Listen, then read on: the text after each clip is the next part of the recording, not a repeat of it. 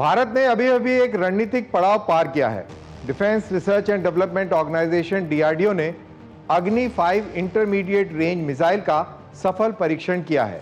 ये सिर्फ रेंज की बात नहीं है, ये रीच, क्रेडिबिलिटी और उस कटिंग एज कैपेबिलिटी की बात है जो आज दुनिया के गिने चुने मुल्कों के पास मौजूद है। तो अब बात करते हैं अग्नि मिसाइल्स की रेंज की और उनको कब टेस्ट किया गया। सबसे पहले अग्नि 1 मिसाइल, जिसका रेंज 700 किलोमीटर का था और इसको टेस्ट किया गया था 19 अप्रैल 2012 में।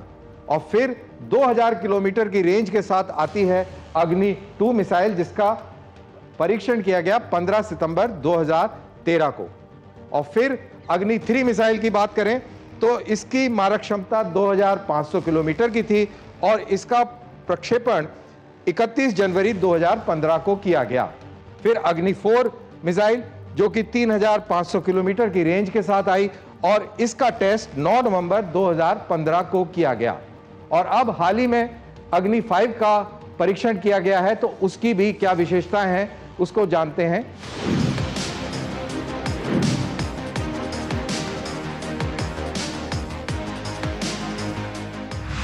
उड़ीसा के एपीजे अब्दुल कलाम आइलैंड के लॉन्च पैड से अग्नि 5 आसमान की ओर गरजते हुए उठा।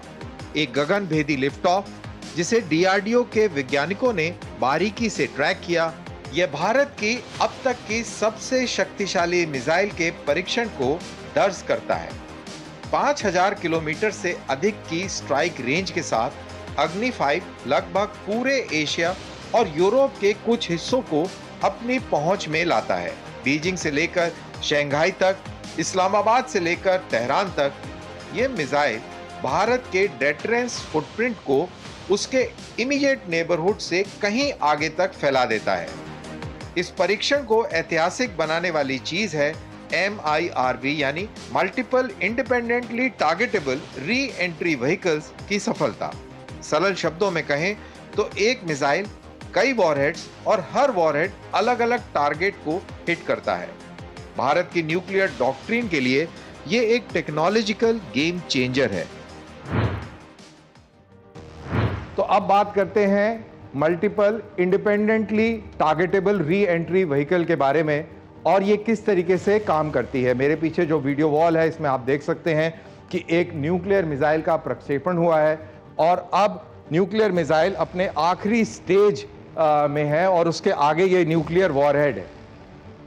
आपको ये बता दूं कि न्यूक्लियर मिसाइल पहले आउटर स्पेस में जाती है, स्पेस में ट्रेवल करने के बाद दोबारा री एंट्री करती है। जैसे ये अभी री एंट्री कर रही है और एटमॉस्फेयर में घुसते ही बहुत भारी तापमान होता है, आग भी लगती है और फिर जब ये कोन खुलता है तो ये है MIRV जिसकी मैं बात कर रहा था। इसमें छोटे छोटे कोन्स ये निकलते हैं, बेसिकली ये न्यूक्लियर बम है और इन न्यूक्लियर बॉम्ब्स के पीछे एक रॉकेट मोटर भी होती है जो इसको प्रोपेल करती है, साथ में इसमें गाइडेंस भी होता है और इंडिपेंडेंटली अपने अपने टारगेट के ऊपर जाकर ये स्ट्राइक करती है, इसीलिए इसका नाम है MIRV।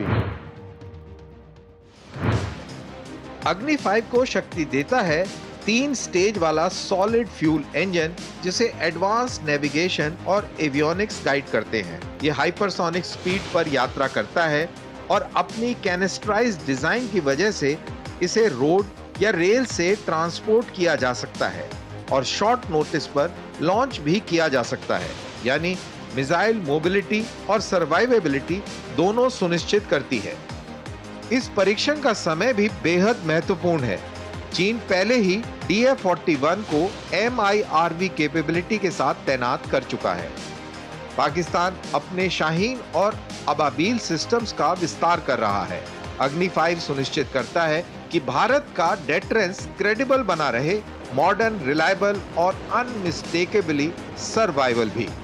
यह मिसाइल दशकों की डेवलपमेंट का शिखर है।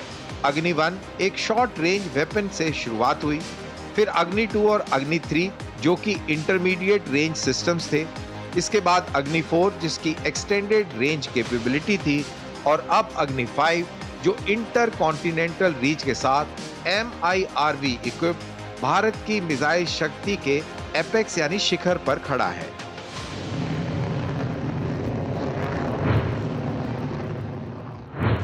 अब बात करते हैं अग्नि 5 मिसाइल की, जिसका हाल ही में टेस्ट किया गया है। इसकी रेंज, ऑपरेशनल रेंज थी 5,500 किलोमीटर से 5,800 किलोमीटर तक की। इसका वजन था तकरीबन 50,000 केजी का और इसकी लंबाई थी 17.5 मीटर की। इसकी स्पीड, जो कि काफ़ी अधिक थी, हाइपरसोनिक कैटेगरी में आ जाती है, वो माक 24 की थी।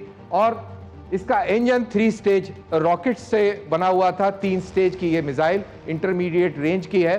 और सबसे खासियत इस मिसाइल की ये थी कि इसके अंदर MIRV का वॉरहेड लगा हुआ था, यानी कि multiple independently targetable re entry vehicle. Bharat का संदेश हमेशा एक जैसा रहा है। Bharat no first use policy को मानता है। न्यूक्लियर वेपन्स युद्ध लड़ने के औजार नहीं है, बल्कि डेटरेंस के साधन हैं।